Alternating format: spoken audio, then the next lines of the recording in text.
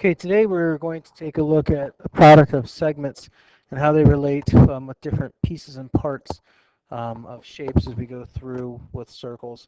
And it's going to be working a lot with chords, secants, and tangents, but I don't want you to really get too hung up with the different verbiage as we go through the lesson today. The one part that I do want you to know is Theorem 10.15, and you guys need to copy this down into your notes. If two chords intersect in the interior of a circle, then the product of the lengths of the segments of one chord is equal to the product of the lengths of the segments in the other chord. Now remember, the word product means multiplication. Okay, and at this point we'll go ahead and pause the presentation and allow the students to copy down the information here on the slide.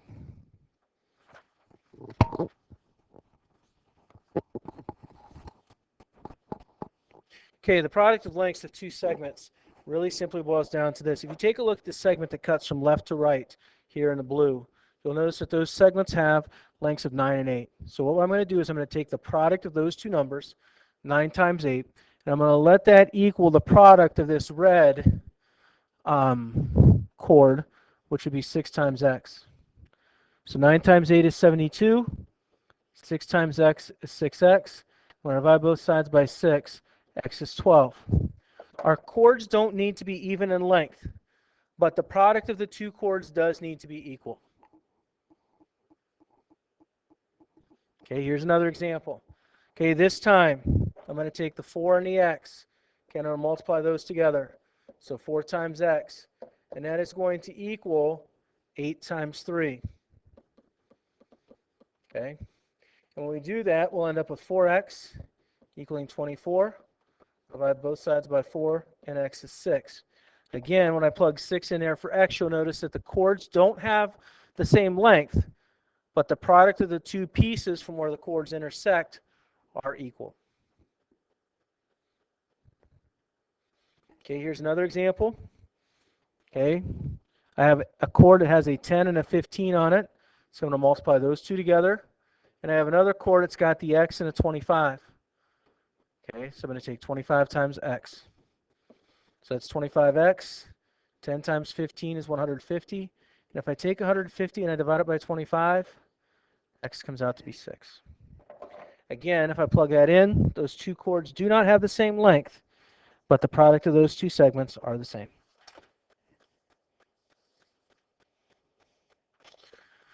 All right, our next two problems are going to incorporate a little bit of algebra. And I want to find ML, and I want to find JK. Now, when I multiply my pieces together, okay, I've got the x plus 2 and the x plus 1 that are on the same chord. So those two chords are going to match. I'm going to multiply those together. And I'm also going to have an x and an x plus 4. And those are going to have to multiply together. Now, what we've got to do is FOIL out our quadratic here on the front side. And that means you're distributing your x over top of the x and a 1. So that's going to give me an x squared plus x. And then you distribute your 2 across the x and your 2 across the 1. And that gives us 2x plus 2. On our other side, we're going to distribute the x across the x and a 4. So that gives us x squared plus 4x.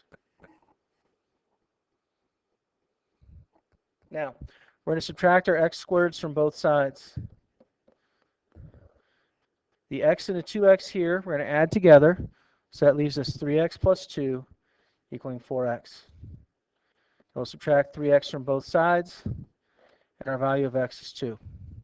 Now the question doesn't ask us to find 2, it asks us to find the length from ML and JK. Okay, so I got to plug a 2 into each of these parts. So KJ is going to be 2 plus 4, which is 6, and 6 plus 2 is 8. 2 and 2 go there, so that's 4 and 3, and M and L is 7. Again, the chords don't have the same length, but the products are the same. Are there any questions there on that? Okay, remember the FOIL method is just like a big distributive property, doing it twice with two numbers. First outside, and then inside and last. Okay, but we have a nice fancy acronym for it that makes it a little bit easier to work with. All right, for this problem, okay, we're going to multiply our products together. So again, x and x plus 1 go together, so we'll multiply those. And on the other side, I've got the 8.4 and the 5. And that's going to multiply together also. Okay, 8.4 times 5 is going to give me 42.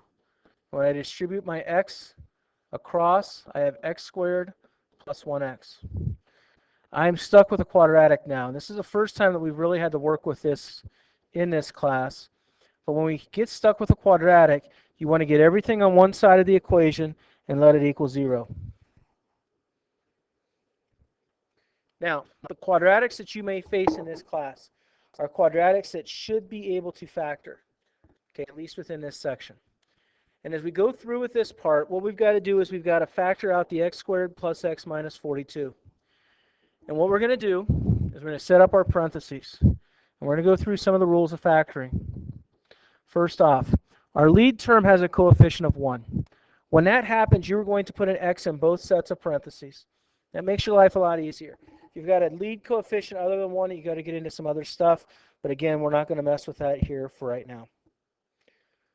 The other key term is the last term. And my last term has a minus in it. So since that last term has a minus, you have 1 minus and 1 plus in your parentheses. If your last term is a plus, the sign of the middle term goes in both parentheses. So if that was a plus 42, you would put and you have the plus x in the middle, you put pluses in both parentheses. But since the last term is a minus, you put one of each in. And now the question becomes, the number 42, what are the factors of 42? Well, if I come over here on the side, I'm going to sketch those real quick. It's 1 and 42, 2 and 21, 3 and 14. 4 does not go in, neither does 5, and 6 and 7. So what two factors of 42, and I just listed all 4 sets, have a difference of 1? Because you're subtracting those two numbers to get a positive 1. And that number is 7 and 6. When you have two numbers and the signs are different, the sign of the middle term gets a bigger number. So since this is a plus x, the 7 goes here and the 6 goes here.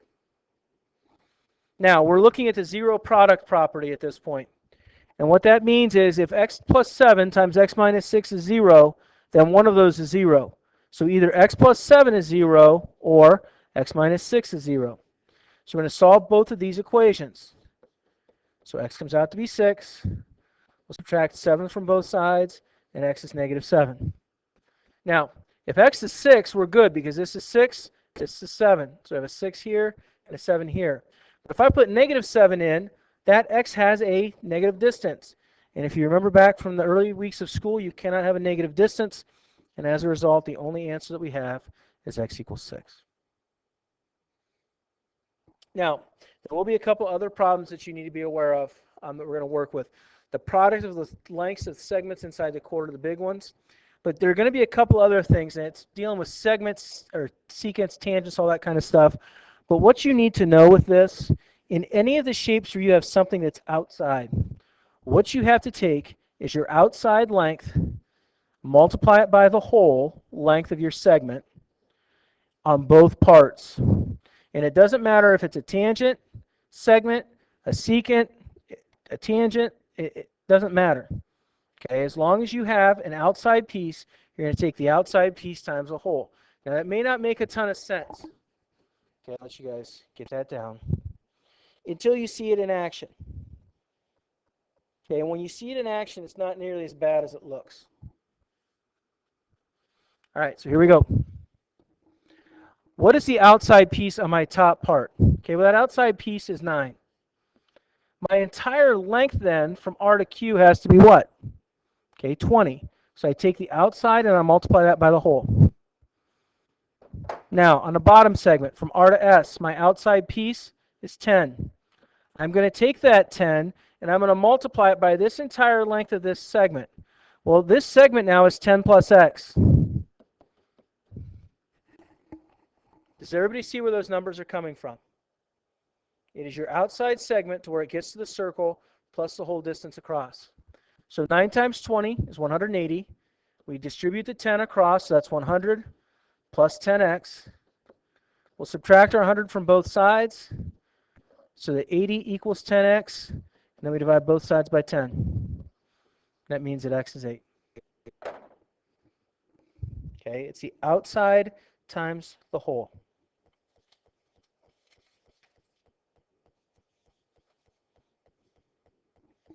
Any questions on that? All right, so on our next one, we're going to do just the one on the left. I'm not doing the one on the right because of all the quadratic stuff. Okay, so on this outside piece here for the top, okay, my outside is 6, and the whole piece is 6 plus 9, which is 15. On the bottom, okay, here in purple, my outside piece is 5. My entire piece is x plus 5. So 6 times 15 is 90. I distribute the 5 across the x and the 5, so that's 5x plus 25. So we subtract 25 from both sides. So that's 65 equals 5x. We divide both sides by 5. X is 13. Are there any questions on that?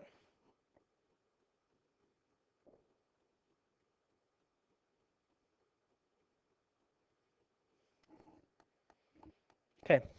Now, on our next one, segments of secants and tangents. Same thing, outside times the whole. It's just up here with EA, your outside and your whole are both the same. All right, so let's take a look at this problem. Okay. On RQ at the top, my outside piece is 16. What's the length of the whole piece? It is 16. Now, on the bottom, my outside piece is what? Okay, x. The entire piece is x plus 8. 16 times 16 is 256. That equals x squared plus 8x. And I've got to bring the 256 across to the other side.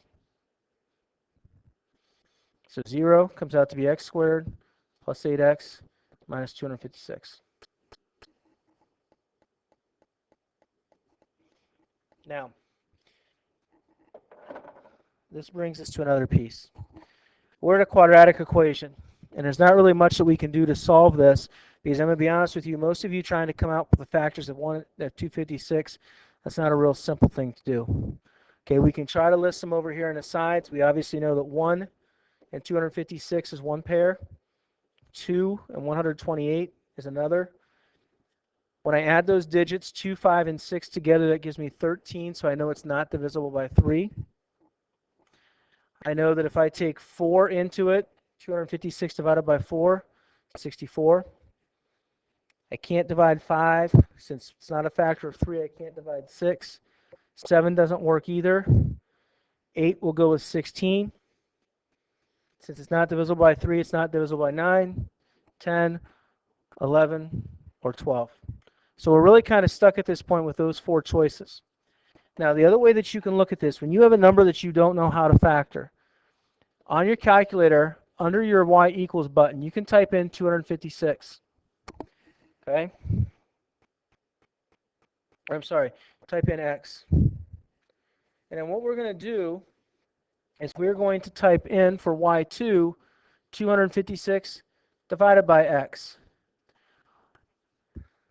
And then use second graph. This will give you a table of all the values of the factors of 256. And as you go through there, you'll notice that when x is 4, y2 is 64. When x is 8, y2 is 16, and so on and so forth. So now we know what our factors of 256 are. And we don't have to waste our time writing them all out. Okay, so if you've got a number that you're not sure how it factors, let one number be x and the other number be that number divided by x. And that will allow you to find your factors on your calculator. Now, what we've got is, again, a quadratic, lead coefficient of 1, so we put x's in both parts. Our last sign is a minus, so we get 1 of each. And when you take a look at 256 and the factors of it, which ones have a difference of 8?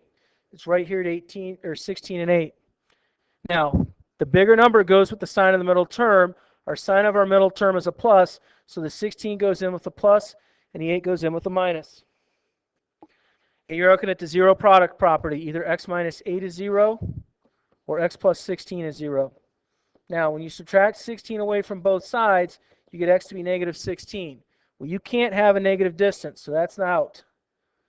Then we add 8 to both sides, and x is positive 8, and that is our only answer.